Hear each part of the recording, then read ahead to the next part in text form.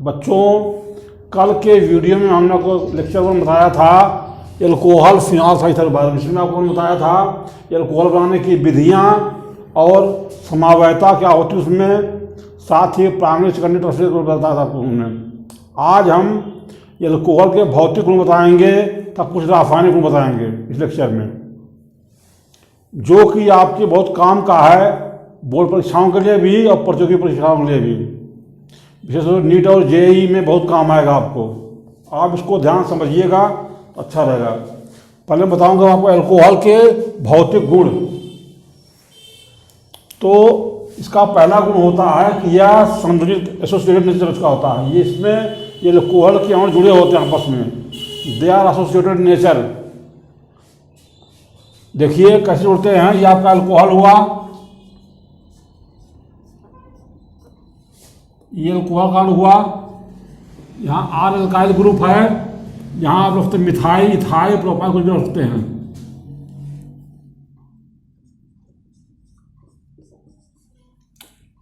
इनके अणुओं के बीच हाइड्रोजन बंध बनता है। ये है हाइड्रोजन बंध। हाइड्रोजन बंध बनने के कारण एल्कोहल के अणु एक दूसरे से जुड़े होते हैं। इसका दूसरा गुण है कि यह जल में विलेय होता है। सामान्यतया जो कार्बनिक यौगिक होते हैं वो जल में विलेय होते हैं, क्योंकि उनका नेचर अध्रुवीय होता है और जल ध्रुवीय है। सिद्धांत ये है कि लाइक डिसॉल्व लाइक, मतलब समान विलायक में समान गुण वाले पदार्थ विलेय होते हैं। चूंकि जल ध्रुवीय होता है और कार्बनिक यौगिक अध्रुवीय होते हैं, इसलिए ध्रुवीय विलायकों में केवल ध्रुवीय यौगिक विलेय होते हैं। लेकिन एल्कोहल हमारा अध्रुवीय है, लेकिन ये ध्रुवीय विलायक में विलेय होता है। क्यों होता है? उसका कारण होता है हाइड्रोजन बॉन्डिंग। आप ये जान लीजिए और नोट कर लीजिए, जब कोई भी कार्बनिक यौगिक जल में विलेय होगा, इसका मतलब ये हुआ कि वो जल से हाइड्रोजन बंध बना रहा है। तो कैसे बनाता है हाइड्रोजन बंध? देखिए, ROH HOH, ये वाटर मॉलिक्यूल्स होंगे। ये एल्कोहल हुआ आपका, ये वाटर हुआ,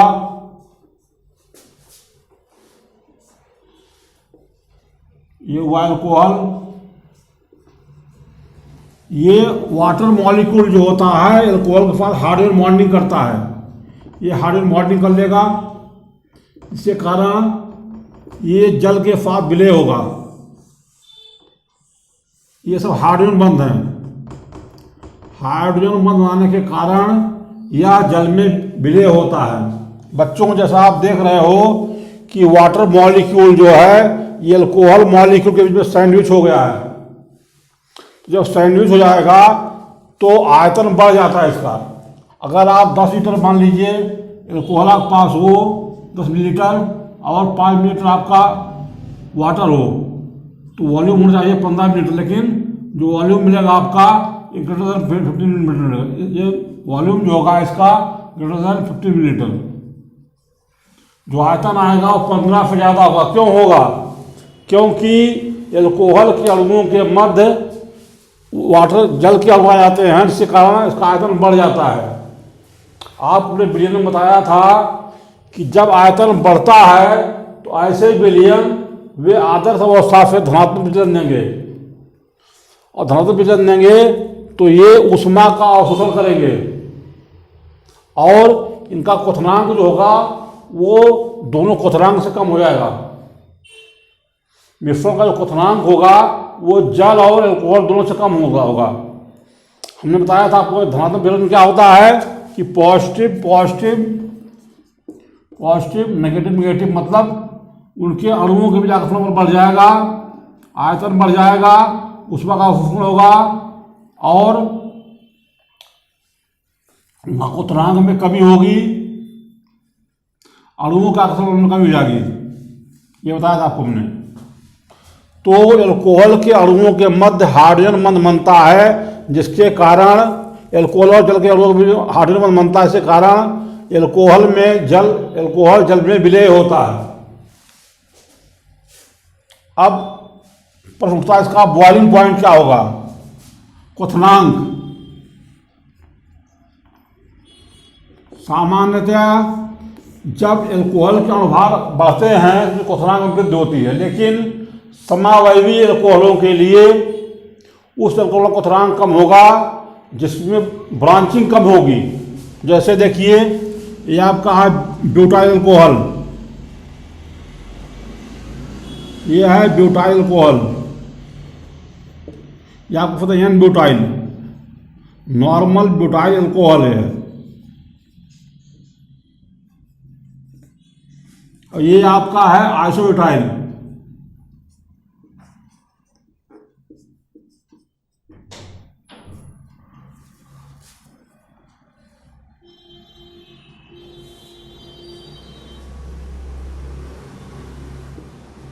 यह है 2-मिथाइल मेथिल प्रोपेनॉल,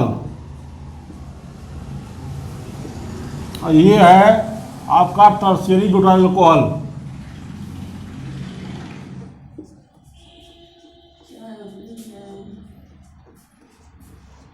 ये है टर्शियरी ब्यूटाइल अल्कोहल। आप देखिए सब में कार्बन समान है, 4 कार्बन यहाँ भी, 4 यहाँ भी है और 4 यहाँ भी है। इसमें जो है 10 हाइड्रोजन है, इसमें 10 हाइड्रोजन है, इसमें 10 हाइड्रोजन है, एक ऑक्सीजन इसमें, एक ऑक्सीजन इसमें, मतलब उसका जो अणुसूत्र हुआ वो हुआ C4H10O, इसका भी C4H10O हुआ, इसका भी C4H10O हुआ। सबके अणुसूत्र समान है, लेकिन क्वथनांक जो होगा सबसे कम इसका होगा, सबसे अधिक इसका, ज़्यादा सबसे अधिक इसका होगा। तो क्वथनांक जो इसका होगा हम बता रहे हैं डाटा इसका,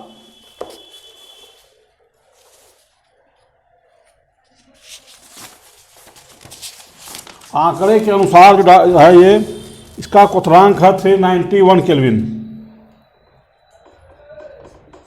इसका है 373 केल्विन और इसका है 353 केल्विन।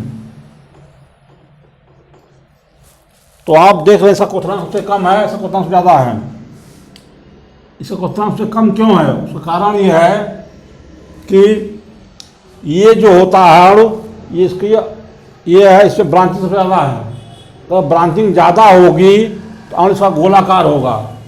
आप जानते हैं बच्चों कि गोले के पृष्ठ का क्षेत्रफल सबसे कम होता है, और जब पृष्ठ का क्षेत्रफल कम होगा तो इसके अणुओं के मध्य आकर्षण जो वांडर वाल बल होगा सबसे कम होगा, तो कारण से क्वथनांक सबसे कम होगा, क्वथनांक से ज़्यादा होगा। दूसरा होता है इसका, बताएंगे हम आपको,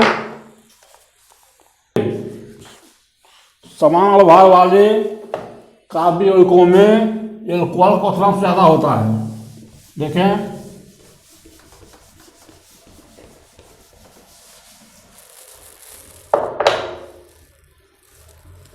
ये आपका इथाइल अल्कोहल, इथाइल अल्कोहल, इसका क्वथनांक है 351 केल्विन। ये आपका है डाईमिथाइल ईथर, डाईमिथाइल ईथर और प्रोपेन, ये 3 कंपाउंड हुए। इसका क्वथनांक है 309 केल्विन, इसका क्वथनांक है 231 केल्विन, जबकि इनके अणुभार लगभग समान होते हैं। तो प्रश्न ये है कि इसका क्वथनांक से कम क्यों है, इसका क्वथनांक से ज़्यादा क्यों है। ये सारे क्वेश्चन जो है जब आप कंपटीशन का एग्जाम देंगे, जेईई या नीट एग्जाम देंगे, तो वहाँ ये क्वेश्चन आते हैं कि इनमें क्वथनांक सबसे ज़्यादा होगा। तो अगर आप कॉन्सेप्ट क्लियर है तो आप उसका आंसर दे दोगे। बच्चों ये देखिए एल्कोहल है, अभी बताया था आपको कि एल्कोहल के अणुओं के मध्य हाइड्रोजन बंध बनता है, लेकिन इसमें चूंकि इसके अणुओं के भी हाइड्रोजन बंध नहीं बनता, इसमें नहीं बनता, तो हाइड्रोजन बंध को तोड़ने के लिए अपने तो उसमें ऊर्जा की आवश्यकता होती है, जिसके कारण एल्कोहल क्वथनांक ज़्यादा होगा और ये कम होंगे। तो क्वथनांक क्रम ये हुआ, हाईएस्ट हुआ ये होगा।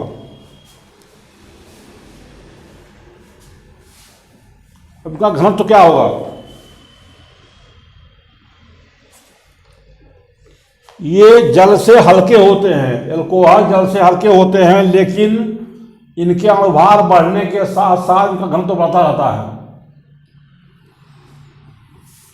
ये पीने में घातक विषैले नहीं होते हैं, इसलिए ऐसे अल्कोहल कम मात्रा पीने के योग्य होती है। लेकिन मेथेनॉल पॉइजनस होता है, इसी कम मात्रा पीने पर आदमी अंधा हो जाता है, ज़्यादा मात्रा लेने पर वो मर जाएगा, इसलिए मेथेनॉल खतरनाक होता है।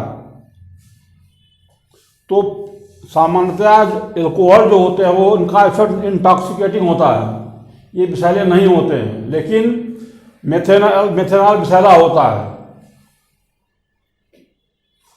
अब कुछ रासायनिक गुण आपको बताएंगे हम इनके।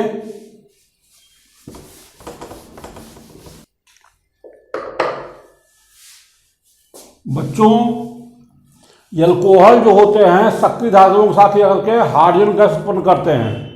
और आपने पढ़ा है कि अम्लों के साथ सक्रिय धातुएं क्रिया करके हाइड्रोजन गैस उत्पन्न करती है। जिंक रिएक्ट करता है सल्फ्यूरिक एसिड से, बनाता है जिंक सल्फेट और हाइड्रोजन गैस निकलती है। इसी प्रकार से एल्कोहल भी सक्रिय धातुओं से क्रिया करके हाइड्रोजन गैस उत्पन्न करता है, जो यह प्रदर्शित करता है कि एल्कोहल जो होते हैं ये प्रकृति में अम्लीय होते हैं। जैसे देखिए, ये आपका C2H5OH हुआ प्लस Na से रिएक्ट करेगा, ये बनाएगा sodium methoxide plus hydrogen gas. तो सामान्यतः जो अम्लों से सक्रिय धातुएं रिएक्ट करके हाइड्रोजन गैस उत्पन्न करती हैं। ये रिएक्शन सिद्ध करता है कि एल्कोहल प्रकृति में अम्लीय होते हैं। आपने ये भी पढ़ा है कि सोडियम जो है वाटर से क्रिया करता है, ये भी सोडियम हाइड्रॉक्साइड बनाता है और हाइड्रोजन गैस उत्पन्न करता है।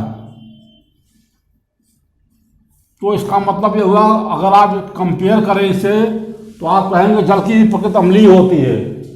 तो प्रश्न ये उठता है कि एल्कोहल और जल में कौन ज़्यादा अम्लीय होगा। ये क्वेश्चन बोर्ड में आता है कि क्या कारण है कि एल्कोहल जो जल की तुलना में ज़्यादा अम्लीय होता है।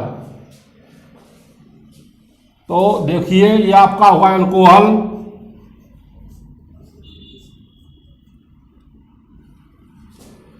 और ये हुआ जल। देखिए, हाइड्रोजन की जो प्रकृति होती है वो इलेक्ट्रॉन रिलीजिंग ग्रुप होता है, मतलब इलेक्ट्रॉन को हटाता है अपने पास से, मतलब वो प्लस आई प्रभाव देता है, प्लस धनात्मक प्रेरणिक प्रभाव देता है। लेकिन एल्किल समूह का प्रेरणिक प्रभाव हाइड्रोजन से अधिक होता है, जिसके कारण हाइड्रोजन की तुलना में एल्किल समूह इलेक्ट्रॉन को ज़्यादा रिलीज करेगा, जिसके कारण OH बंध जो होगा इसको टूटने में दिक्कत होती है, इसको टूटने में दिक्कत नहीं होती। ये था H प्लस OH माइनस। यहाँ पर अगर ROH ब्रेक होगा तो RO माइनस बनेगा प्लस हाइड्रोजन बनेगा। चूंकि समूह की इलेक्ट्रॉन रिलीजिंग क्षमता हाइड्रोजन से ज़्यादा है, इसलिए ये जो है ऑक्सीजन तरफ इलेक्ट्रॉन को रिलीज करेगा। इसके कारण ऑक्सीजन के चारों तरफ इलेक्ट्रॉन घनत्व बढ़ जाएगा। घनत्व बढ़ेगा तो इस आयन की स्थिरता कम हो जाएगी, यह स्थायी कम होगा तो ये रिएक्टिव हो जाएगा, इसे जुड़ जाएगा तो हाइड्रोजन आयनों की संख्या घट जाएगी।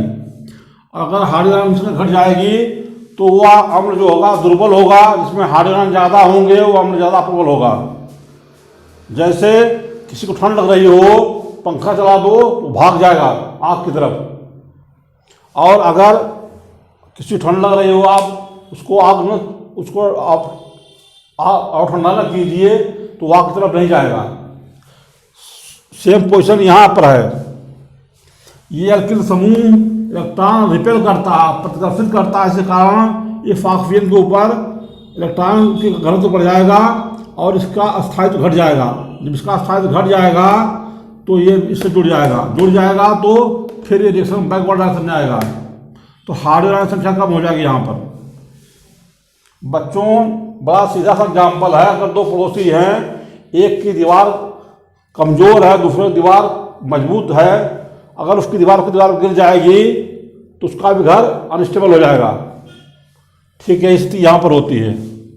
तो इसका उत्तर हुआ कि एल्किल समूह का प्लस पीरियोडिक प्रभाव हाइड्रोजन की तुलना में अधिक होता है, जिसके कारण इसमें एल्कोहल में हाइड्रोजन आयन कम उत्पन्न होते हैं और जल में ज़्यादा होते हैं। इसलिए एल्कोहल कम अम्लीय होता है, जल ज़्यादा अम्लीय होता है। तो जल की तुलना में एल्कोहल कम अम्लीय होता है या जल एल्कोहल की तुलना में अधिक अम्लीय होता है। इसका आंसर हुआ। अब क्वेश्चन ये है, आप कौन बता सकते हैं अल्कोहल होते हैं प्राइमरी, सेकेंडरी, टर्शियरी, इनमें से ज़्यादा कौन अम्लीय होगा? यह आपका प्राइमरी हुआ,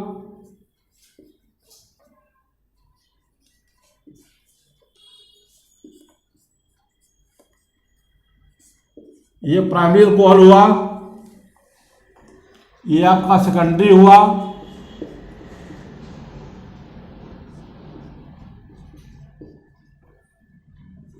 ये आपका टर्शियरी हुआ, तृतीय अल्कोहल।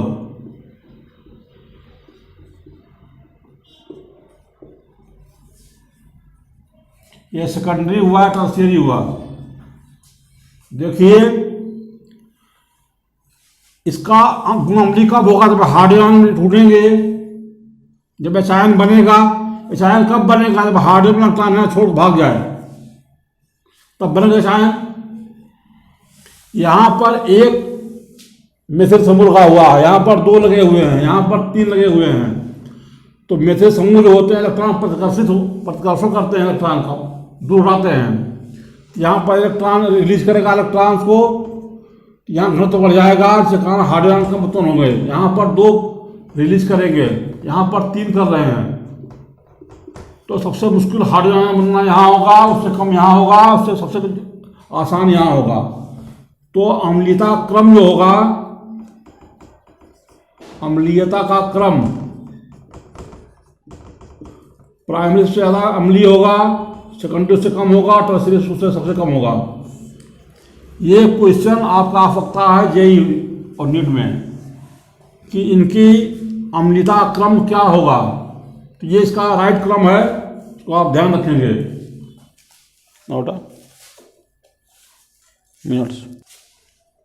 आपका एस्टरीकरण, रासायनिक गुण में एस्टरीकरण,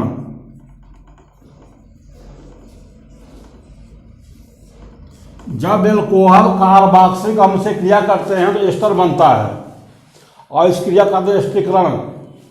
देखिए ये आपका एल्कोहल हुआ CH5OH प्लस ये हुआ एस्टिक एसिड, ये CH3COOH है।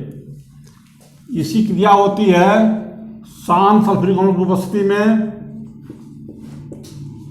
तो ये बनता है, ये यहाँ से जाएगा, यहाँ से OH जाएगा, ये बनेगा CH3COO प्लस H2O। इसका नाम मैथिल एसीटेट।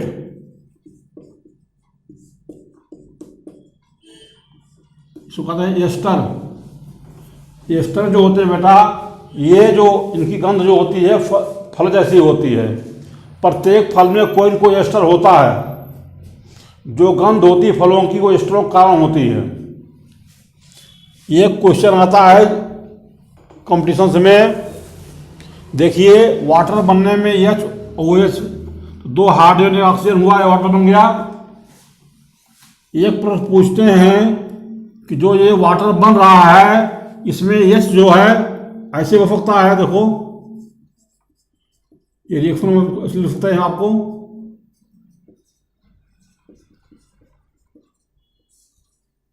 हम यहां से H ले लें, यहां से ले लें।